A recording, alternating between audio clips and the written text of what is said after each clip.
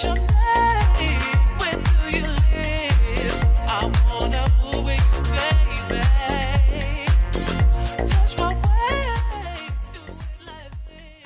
here I am back with the short hair, ladies and gentlemen, for those who know me personally, and for those who don't, well, yeah, generally I do keep my hair short, which is what a lot of people are used to.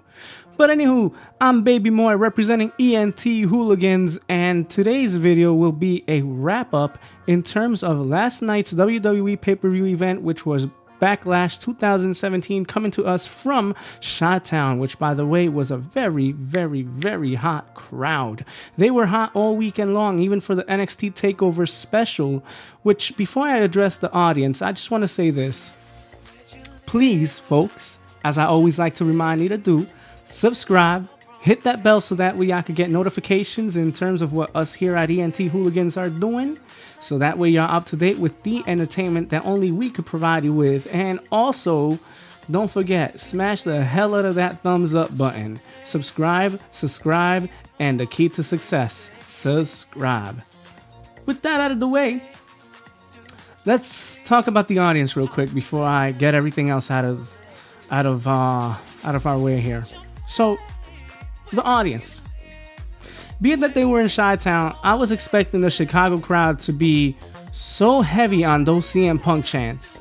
And I remember during, what was his face? Itami's match against the champion.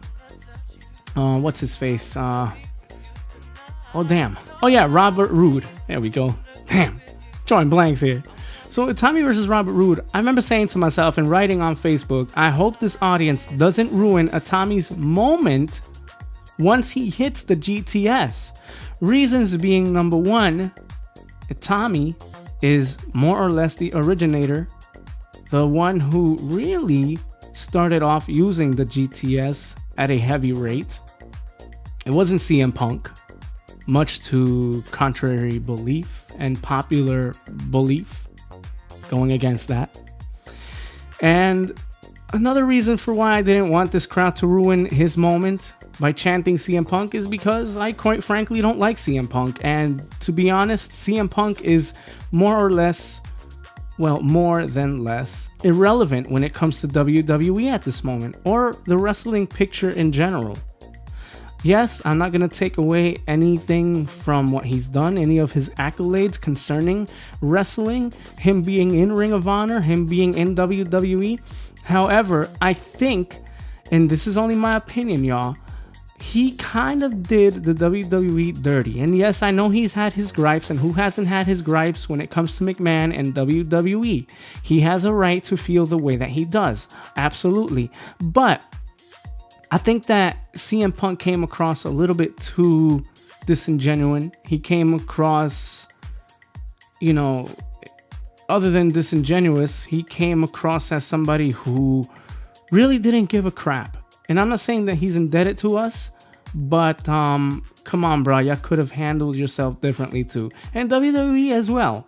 But they made you champion for 434 days. No one's ever done that. And yes, I understand you wanted to be top of the card. I understand that you wanted to sell the tickets and sell the merch and do all this crap, you know, but bro, take what was given to you, man, and be thankful for it. Be grateful for it, which obviously he's not. And he comes across as such a pompous ass, man. I gotta say, he talks so much crap. How do you go into an MMA bout, get your ass handed to you practically and basically, and then say, oh, it was the best moment of my life, best night of my life, other than my marriage to AJ Lee? Shut the hell up, bro. I don't know what you're trying to sell us, but I ain't buying it. But anywho, moving on to the pay-per-view. We have a 6 women's tag team match. Yes, I'm going in no particular order. So let's get the subsequently non-important stuff here out of the way. So the heels win over here, consisting of Tamina, Carmella, and what's her face? And Natty Neidhart. They pinned the faces, which consisted of Naomi, Charlotte, and Becky Lynch. Not much to be said here, folks. So let's just move on, I guess. Sami Zayn beats Corbin, which kind of surprised me, to be honest. I expected the big guy to go over, but that's one of two things that I have to admit surprised me. And I mean, listen, there was a bear hug. Sami Zayn sells the back consistently throughout this match. And finally, Sami lands the kick, and Mr. Generico himself picks up the 1, 2, 3. So that's that match. We had another match, which was the two former members of the Wyatt family, Rowan and Harper. Nothing much to be said there. I don't even remember who the hell won. It doesn't matter. I took no notes for this. It was boring. Capital letters all around and bold text. Moving on to the tag team match, which featured Breezango taking on the Usos.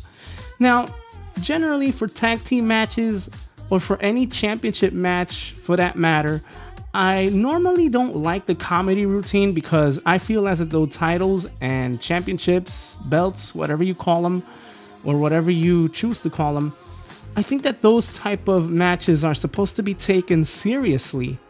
Given the nature of the beast and given what's being contended here, it's not essentially a grudge match, it's a fight, and a fight for a strap for that matter. So, where I have complaints from that department, all in all, it wasn't a 5-star match, but I have to admit, it was pretty damn entertaining. I mean, there was a spot where Uso went to jump from the rope, and Tyler Breeze just kept going on to the other side, so he went and tried jumping again from the other side, and they were just playing cat and mouse from that perspective, and that was kind of funny. I mean, I must admit. And the stuff with Tyler Breeze also dressing up as a janitor and Jimmy Uso slapping the mop away from him, that was funny, and we got a mop chant as well. And on top of that, this dude then reappeared, better off said, as a grandma. And there was a "Let's Go Grandma" chant as well. So the old lady thing was really dope. I enjoyed it, and crowd was very much behind Breezango, but they got the L, and the Usos picking up the W here, retaining the belts. So that's pretty much the gist there.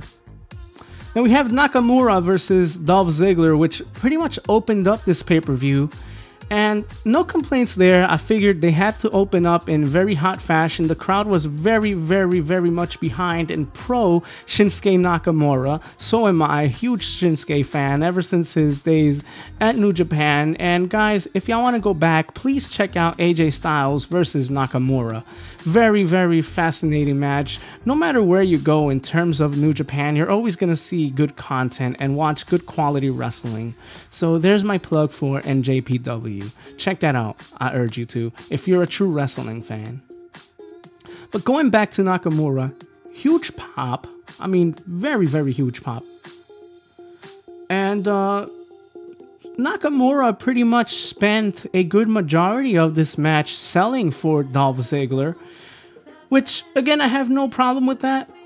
I mean, Dolph Ziggler kind of had to, I wouldn't say establish himself here, but I will say he had to look semi-strong, even though I don't even know if that's saying much considering what they've done to Dolph Ziggler in past years. Hell, almost throughout his entire career in WWE. It's kind of been on and off, and a lot of times he's kind of looked like a joke or weak. Nakamura, however, has the makings of a star. I must admit, he was very much over with this crowd. I just hope that when they go on to other markets that he appeals to those audiences as well, because it would be a shame for WWE to squander somebody of the caliber that is Shinsuke Nakamura. This would be history making in and itself, because there's really not been a very prominent, or should I say, Japanese talent that's looked upon with prestige, at least when you talk about the WWE side of things. So Nakamura eventually fighting for a very high profile title or being in high profile type matches, would be absolutely phenomenal for him. And yes, I am alluding to AJ Styles. I'd love to see that one more time in a WWE ring. Even though I know they're not going to hit on all cylinders as they did in New Japan, I will say I will enjoy the hell out of that match because simply of who Shinsuke and AJ Styles are. It really does come to that, folks. Speaking of AJ Styles, he had a bout last night against Kevin Owens. He was fighting for the US strap. That's right, folks. This match I thought was going to steal the show, which it did. There were a few nasty bumps here, though, however. There was Kevin Owens working over AJ Styles' leg. That was a hot theme through and throughout this match.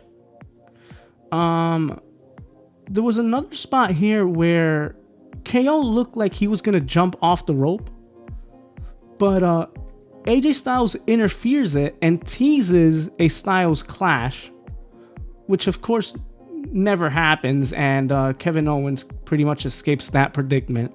But there was another nasty bump here, which Kevin Owens took, and it was a nasty, very nasty suplex that AJ Styles delivered on Kevin Owens, and Kevin Owens landed smack on the edge of the damn apron. And time after time after time, how many times does WWE not remind us that, oh my god, the apron, it's the hardest part of the ring, yada yada yada yada. And again, this was a theme all throughout. Another theme all throughout this match, however, which I ranted about on my personal Facebook, was the fact that these announcers kept on making reference to the freaking countout over and over and over. We gotta remember, countouts don't win the title. In order for AJ to win, he has to drag Kevin Owens back into the ring, da da da da da da da, and on and on and on and on and on. And that, the more the match progressed, the more of a sour taste it was leaving in my mouth. And I says to myself, I'll be damned if this match ends up in a mother freaking countout. And you know what, folks? Let me tell you something. That's exactly how it ended. AJ Styles goes to apparently put KO through the table. He falls through the table and he gets caught up in a selected few wires. AJ tries to escape, can't, doesn't beat the count. KO beats him to the ring. KO retains the belt.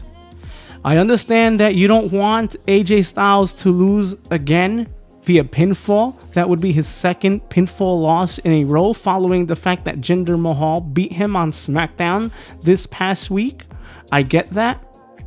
But damn, it really gets to me how you can have a good match with somebody and the match is kicking ass, tearing the roof off the place, only for it to end in count out fashion. Big problem with that, folks.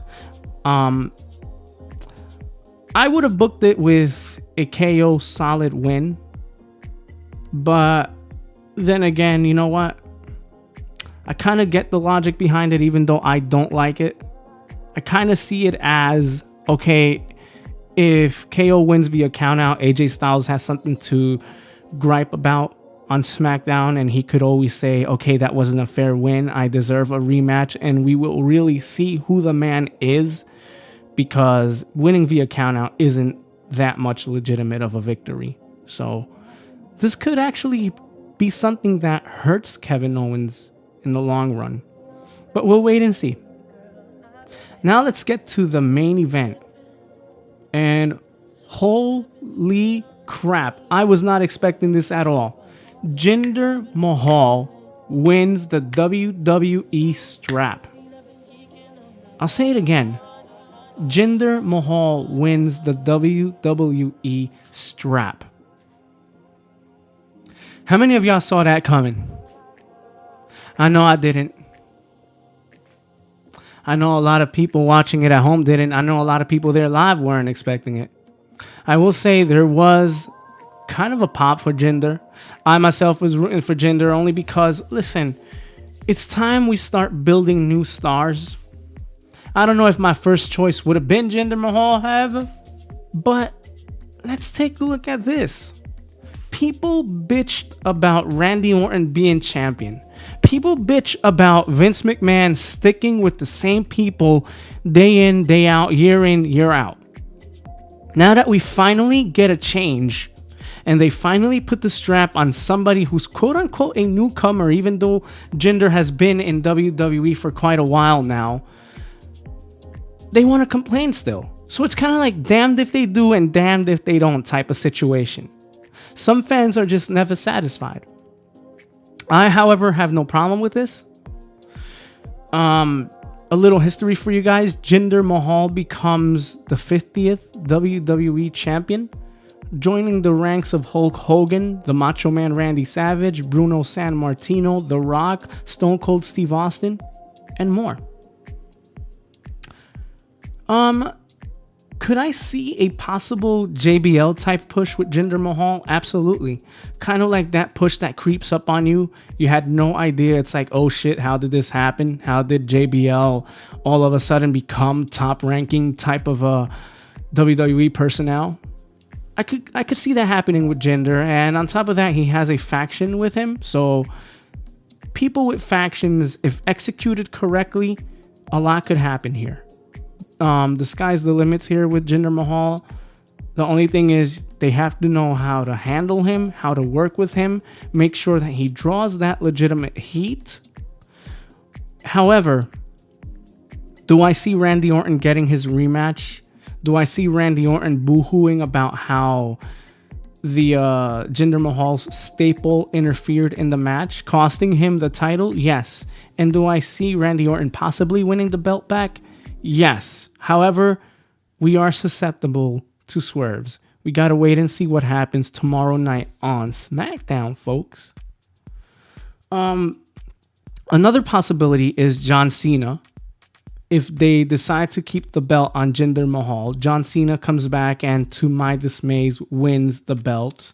Let's not forget what John Cena does to everyone who's quote-unquote non-American. He beats them. Look at Rusev. I say no more. Speaking of Rusev, he's supposed to be part of the title picture from what I know from the sources that I've gathered up, but that's all changed as of last night. The plan was supposedly to have Randy Orton retain the belt, which he didn't, so now it'll be interesting to see where they fit Rusev in terms of the title picture. But folks, we've come to the end of this overview / wrap-up. I could have said more, but honestly, in order for that, I'd rather not go solo and have one of my colleagues here joining me for this, if it were going to be more of a podcast type of thing. But I hope you guys enjoyed that for what it was worth. And as usual, guys, be blessed, be safe, and keep on doing what y'all do, man. Subscribe to this. Give me a thumbs up. Give us a thumbs up, should I say. And hit that bell. With that said, folks,